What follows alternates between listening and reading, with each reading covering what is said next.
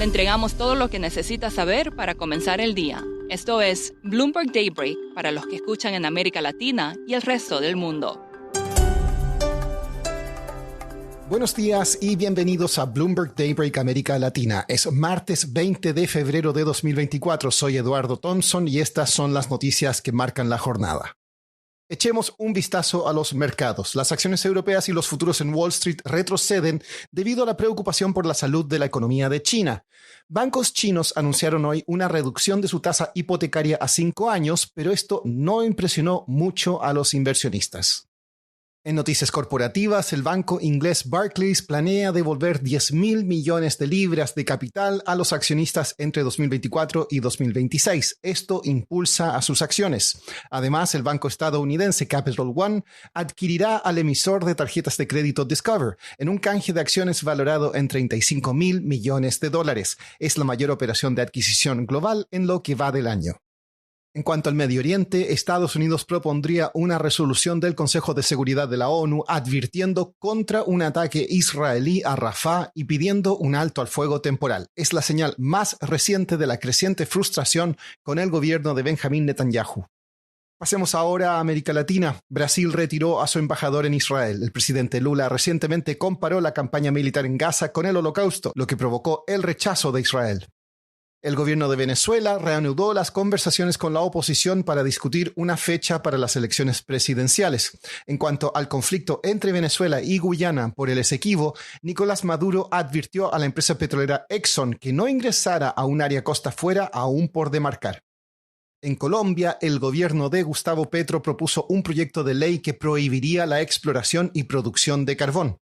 La ministra de Relaciones Exteriores de Argentina dijo que un acuerdo entre la Unión Europea y Mercosur que haga felices a todos tal vez no sea posible y que podría ser necesario dividir el tratado en partes. Siguiendo con Argentina, el ministro de Economía Luis Caputo dijo en una entrevista que la inflación estará más cerca del 10% que del 20% en febrero. Pasemos ahora a hablar sobre el peso mexicano. El presidente Andrés Manuel López Obrador sería el primero en la era moderna de México en terminar su mandato con un peso más fuerte que cuando asumió. El tema ha sido prácticamente una obsesión durante su gobierno. Algunas firmas de inversión han dicho que esperan más debilidad en el tipo de cambio, pero otros, como PIMCO, apuestan a un fortalecimiento. Juan Pablo Spinetto, columnista de Bloomberg Opinion, analizó los argumentos de PIMCO y acá nos explica por qué no está del todo convencido. Hay un tema muy interesante en los mercados latinoamericanos que es la fortaleza del peso mexicano, ¿no? Y qué tanto va a continuar esta fortaleza. Si miramos desde el inicio de la pandemia, desde el punto más bajo del peso mexicano, se apreció casi 50%, lo que es realmente una barbaridad. Entonces, PIMCO salió hace unos días con una recomendación de compra de los activos mexicanos, en particular el peso, teniendo en cuenta dos cosas. Por un lado, la volatilidad que va a haber con la elección. En su punto de vista, los gestores de PIMCO entienden que eso va a dar la oportunidad de entrar a valores más bajos y en eso coincido 100%. Creo que la elección va a ser mucho más volátil de lo que pensamos.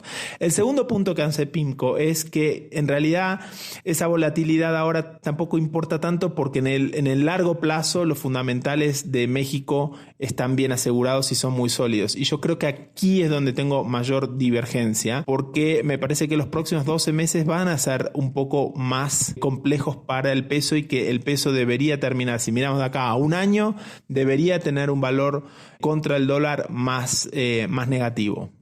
Juan Pablo, ¿por qué no está tan claro el tema político?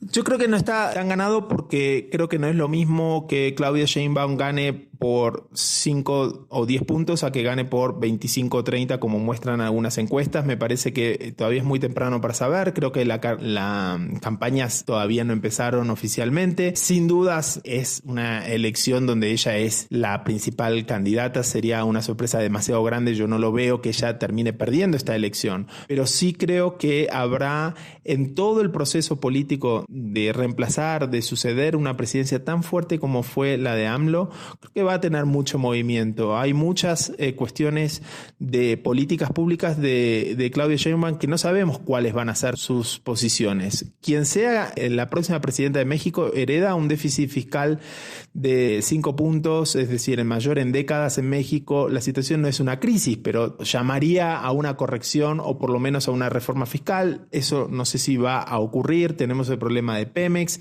La economía se está desacelerando, no mucho, pero se está desacelerando.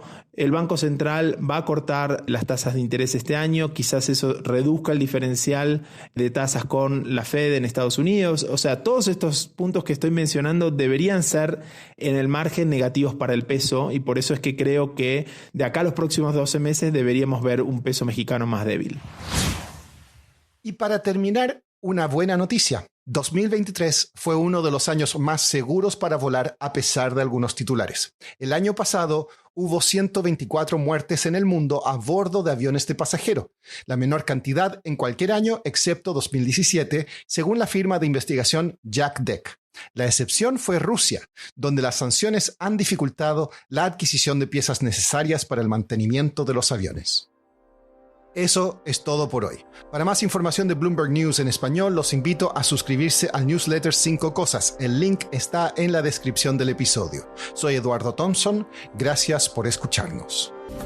Para conocer todas las noticias que necesita para comenzar el día, revise Daybreak en la app Bloomberg Professional, donde puede personalizar las noticias que desee recibir.